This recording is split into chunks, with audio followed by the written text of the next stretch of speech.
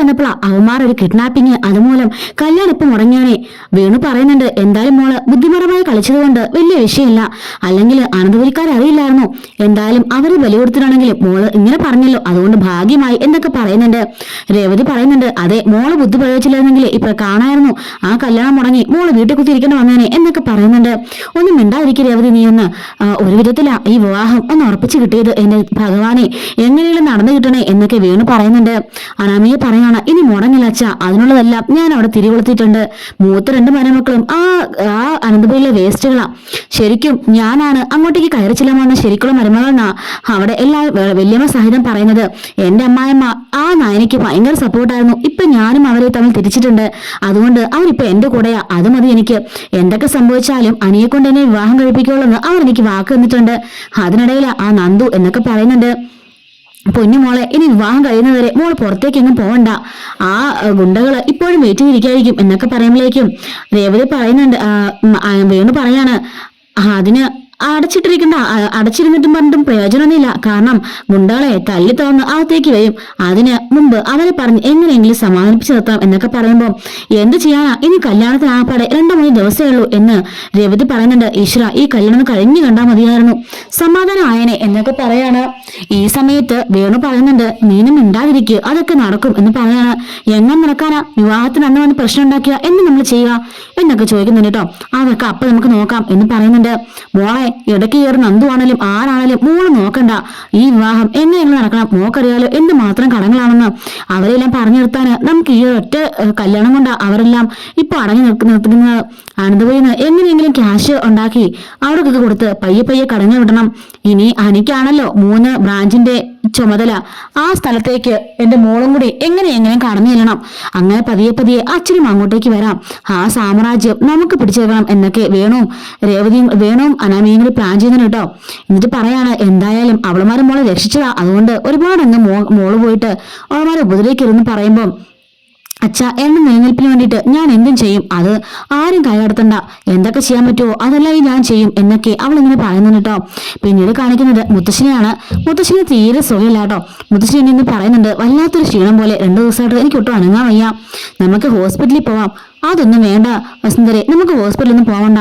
അങ്ങനെ പറഞ്ഞാൽ പറ്റില്ലല്ലോ. അപ്പോഴേക്കും അങ്ങോട്ടേക്ക് ആദർശ് കയറി വരുന്നുണ്ട്. എന്താ മുത്തശ്ശ എന്താ പറ്റിയെന്ന് ചോദിക്കുമ്പോൾ എടാ മുത്തശ്ശിന് തീരെ സുഖമില്ല, ഒന്ന് ഹോസ്പിറ്റലിൽ കൊണ്ടുപോകണം, ഒട്ടും വയ്യെങ്കിലേ ഇദ്ദേഹം വയ്യെന്ന് പറയുള്ളൂ, ഇതായിപ്പോ തീരെ വയ്യ, എന്നിട്ട് പോലും ഹോസ്പിറ്റലിൽ പോകാൻ സമ്മതിക്കുന്നില്ല എന്റെ മോന്. മുത്തശ്ശിനോട് ഹോസ്പിറ്റലിലേക്ക് പോകും, ഞാനും വരാന്ന് പറയുമ്പോൾ മുത്തശ്ശി വരണ്ട, ഞാനും അച്ഛനും കൂടെ കൊണ്ടുപോയിക്കോളാം. അതൊന്നും വേണ്ടടാ, എനിക്ക് കുഴപ്പമൊന്നുമില്ല, നമുക്ക് തന്നെ പോയാൽ മതി എന്ന് പറയുമ്പോൾ അതൊന്നും പറ്റില്ല, അച്ഛനെ വിളിക്കാം, നമുക്ക് 3 കൂടി പോയാൽ മതി എന്നൊക്കെ പറഞ്ഞിട്ട് ആദർശ് പറയുന്നുണ്ട്. അങ്ങനെ മുത്തശ്ശിക്ക് ആകെപ്പാടെ വല്ലാണ്ട് വിഷമിച്ചിരിക്കുന്നുണ്ട് കേട്ടോ. ഓരോരോ പ്രശ്നങ്ങൾ ഇങ്ങനെ വരുന്നോണ്ട് തന്നെ മുത്തശ്ശി പുരോഹിതനെ കാണാനായിട്ട് പോവാണ്. പുരോഹിതൻ ജാതകം നോക്കിട്ട് ചോദിക്കാണ്, അല്ല നിങ്ങൾ ജാതകം നോക്കിച്ചില്ലെന്ന് ചോദിക്കുന്നുണ്ട്. നോക്കിച്ചു, എന്താ പറഞ്ഞേ? ഒരു കുഴപ്പമില്ല, നല്ല പൊരുത്താണെന്നാ പറഞ്ഞേ. ആരാ ഇതൊക്കെ നിങ്ങൾ പറഞ്ഞേ എന്ന് ചോദിക്കുന്നുണ്ട്. പറയാണ് ഇയാളുടെ ജാതകത്തിന് ഒട്ടും യോജിച്ച പെൺകുട്ടിയല്ല ഇത്, കാരണം ഈ ജാതകക്കാർ തമ്മിൽ ഒരിക്കലും ചേരാൻ പാടില്ലെന്ന് പറയുന്നുണ്ട്. ഈ ജാതകം എങ്ങാനും ചേർന്നിട്ടുണ്ടെങ്കിൽ ആ പയ്യന്റെ ജീവിതം അതോ ഗതിയാവും എന്നൊക്കെ പറയുന്നുണ്ട്. ആ പയ്യന്റെ അങ്ങനെ കുറെ ഈ നിമിത്തങ്ങളും കാര്യങ്ങളൊക്കെ ദോഷങ്ങളൊക്കെ പറയുന്നുണ്ട് കേട്ടോ. എന്നിട്ട് പറയാണ് ഇയാളുടെ ജീവിതത്തിൽ 2 വിവാഹം പറയുന്നുണ്ട് എന്ന് പറയാണ് കേട്ടോ. 2 വിവാഹം കാണുന്നുണ്ട്, അതുകൊണ്ട് ഇപ്പോൾ ഉള്ള വിവാഹം മുടക്കിയിട്ട് ഇയാളുടെ ജാതകമായിട്ട് ചേർന്നാണ് വിവാഹം നടക്കുന്നെങ്കിൽ അയാളുടെ ജീവൻ നന്നാവും എന്നൊക്കെ പറയുന്നുണ്ട്. അയ്യോ അത് പറ്റില്ല സ്വാമി, 2-3 ദിവസം മുന്നിൽ വിവാഹ ക്ഷണം വരെ കഴിഞ്ഞു, അദ്ദേഹം പോയി വാക്കും കൊടുത്തു എന്നൊക്കെ പറയുമ്പോൾ എന്ത് ചെയ്യാനാ, അയാളുടെ ജീവിതം വെച്ചാൽ കളിക്കുന്നു എന്നൊക്കെ പറയുന്നുണ്ട് കേട്ടോ. എന്തായാലും ഞാൻ അദ്ദേഹമായിട്ട് ആലേക്കട്ടെ എന്നൊക്കെ പറഞ്ഞിട്ട് അവർ ദക്ഷിണയും കൊടുത്തിട്ട് മുത്തശ്ശി പോകുന്നുണ്ട്. ഇതേ സമയത്ത് തന്നെ ജാനകി അവിടെ കുറെ സ്വർണ്ണങ്ങളൊക്കെ എടുത്ത് നോക്കിക്കൊണ്ടിരിക്കുകയാണ്. അജയൻ ചോദിക്കുകയാണ് ഇതാർക്കാ ജാനകി ഈ സ്വർണ്ണമൊക്കെ? മൂത്ത 2 അവളുമാർ വന്നപ്പോ മുത്തശ്ശി എന്തോരം സ്വർണ്ണം എടുത്ത് അവർക്ക് കൊടുത്തേ, അവളുമാരൊന്നും ഒട്ടും അർഹിക്കുന്നില്ല, എന്നിട്ട് പോലും അവളുമാർക്ക് അതെല്ലാം വാരിക്കോരി കൊടുക്കായിരുന്നു. ഇനിയിപ്പോ വരാൻ പോകുന്ന എന്റെ അനാമികമോക്കുള്ളതാ ഇതൊക്കെ ഞാൻ അവർക്ക് കൊടുക്കാൻ വേണ്ടി എടുത്ത് വെച്ചിരിക്കുന്നതാ, ഇതൊക്കെ ഒരുപാടുണ്ടല്ലോ എന്ന് ചോദിക്കുമ്പോൾ അതെ, എന്റെ അനാമികമോളോ ഈ വീട്ടിൽ രാജകുമാരിയെ പോലെ ജീവിക്കണം, മറ്റു 2 അവളുമാരെയും ഞാൻ വേലക്കാരിയാക്കും, നിങ്ങൾ കണ്ടോ എന്നൊക്കെ പറയുന്നുണ്ട്. എന്തിനാ ജാനകി ഇങ്ങനെയൊക്കെ പറയുന്നേ? ആ നയനമോളെ നീ അല്ലേ കൂടുതൽ സപ്പോർട്ട് ചെയ്തിരുന്നേ, അതോർത്ത് എനിക്കിപ്പോ നാണക്കേട് തോന്നുന്നുണ്ട്, അവളെ ഞാൻ സപ്പോർട്ട് ചെയ്ത് ഓർത്തിട്ട് എന്നൊക്കെ പറയാണ്. അപ്പോഴേക്കും അങ്ങോട്ടേക്ക് മുത്തശ്ശി വരുന്നുണ്ട് കേട്ടോ. മുത്തശ്ശനോട് പറയാണ്, എന്താ ജാനകി ഇതൊക്കെ ചോദിക്കാണ്. അതമ്മേ, അനാമിയമൊക്കെ കൊടുക്കാനുള്ള സ്വർണ്ണമൊക്കെ ഞാൻ എടുത്തു വെക്കായിരുന്നു. ഇനിയിപ്പോ ഓരോരുത്തരോരുത്തരായിട്ട് വീട്ടിലേക്കൊക്കെ വന്നു തുടങ്ങുമല്ലോ, അതിനുമ്പ് ഇതൊക്കെ എടുത്ത് പറക്കി മാറ്റിവെക്കാന്നൊക്കെ ഓർത്തായിരുന്നു എന്നൊക്കെ പറയുന്നുണ്ട്. മുത്തശ്ശി പറയാണ്, ഞാൻ പുരോഹിതനെ കാണാൻ പോയിരുന്നു.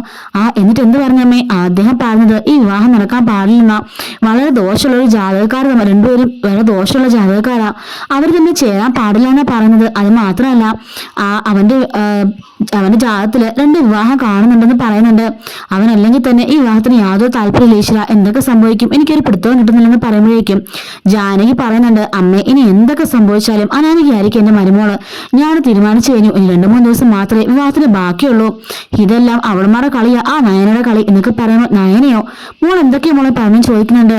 മോക്ക് ഏറ്റവും ഇഷ്ടം നയനമോളെല്ലാം ചോദിക്കാണ്. അതൊക്കെ പണ്ടായിരുന്നു, ഇപ്പൊ അവളുമാരെ എന്റെ ശത്രുക്കളാ എന്നും പറഞ്ഞിട്ട് ജാനകി അങ്ങോട്ടേക്ക് പോകുന്നുണ്ട്. എന്താ അജി അവിടെ പറഞ്ഞേ? ഇതൊക്കെ എന്താ പറ്റിയത്? ഇതിന്റെ നയനോൾ എങ്ങനെയൊക്കെ പറഞ്ഞ്? എന്റെ അമ്മയെ അവളുടെ മനസ്സിലേക്ക് ആരോ വിഷം കുത്തി നിറച്ചിരിക്കുക. അതുകൊണ്ടാ അവൾ എങ്ങനെയൊക്കെ സംസാരിക്കുന്നേ. അതൊന്നും അമ്മ കാര്യമാക്കണ്ട, അതൊക്കെ മാറും. ഇതൊക്കെ ഇവിടെ ചെന്ന് അവസാനിക്കുന്ന എനിക്ക് പിടുത്തം കിട്ടുന്നില്ലെന്ന് പറഞ്ഞിട്ട് മുത്തശ്ശി പോകുന്നു കേട്ടോ. അപ്പൊ അജയനും ആ കാര്യത്തെക്കുറിച്ച് ഇങ്ങനെ ആലോചിക്കാണ്. മുത്തശ്ശി എന്ന് പറഞ്ഞ കാര്യങ്ങളും അതുപോലെ അനിയും നന്ദുമായിട്ടുള്ള ആ ബന്ധത്തെക്കുറിച്ചും ഒക്കെ ഇങ്ങനെ ആലോചിച്ചുകൊണ്ട് അജയൻ നിൽക്കുന്നുണ്ട്. പിന്നീട് കാണിക്കുന്നത് നയനാറിന് ഡിസൈൻ വരയ്ക്കായിരിക്കും. അപ്പോഴേക്കും അങ്ങോട്ടേക്ക് വന്നിട്ട് ജാനകി പറയാണ്, നിന്റെ എന്ത് ഐഡിയ ആണെങ്കിലും അതൊന്നും നടക്കാൻ പോകുന്നില്ലടി, ഞാൻ നടത്തിക്കില്ല എന്ന് പറയുന്നുണ്ട്.